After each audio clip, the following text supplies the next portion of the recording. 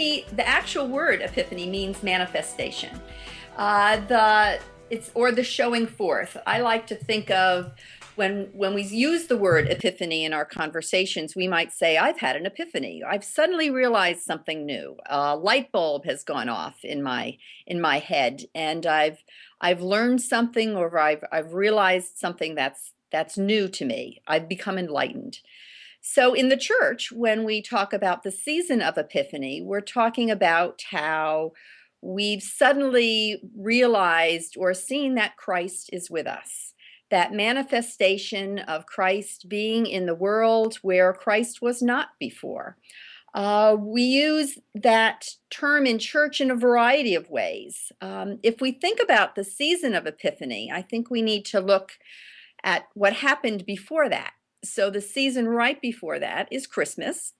And those are the days that we recognize that Christ has been born with us into the world, that God has been made manifest in Jesus Christ and has entered that human experience. So the eve of the Feast of the Epiphany, those 12 days which we celebrate as perhaps 12th night or the 12 days of Christmas.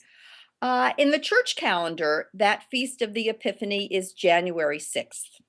And we celebrate and use as a milestone for that the coming of the wise men or the magi to visit that baby Jesus. Although probably Jesus wasn't a baby at that time. It probably took place maybe a year or so afterwards. And having people from outside of Judea coming to see Jesus, so that vision or that realization that Christ is here, not just for Mary and Joseph and the shepherds and those in that surrounding area, but really for the whole world, as those magi, those wise men, perhaps they were astrologers, came in search or following a star, that light, that manifestation, that something new had come into the world. And from ancient times, I think that the January 6th date came to be because in ancient times in Egypt, there was a pagan festival around the beginning of January, what would have been our calendar time now. And that was a festival of light, of wine, of water, and all of those things which we are very much connected to in Epiphany. The season of Epiphany is more than just that Feast of the Epiphany around January 6th. It also lasts between 4 and 9 weeks. Depending on when Easter comes each year, which is a movable feast. So that period of time is one in which we look at how is Jesus manifest to us. We hear lots of stories in our gospel readings on those Sundays in Epiphany. We hear about Jesus turning water into wine at the wedding of Cana.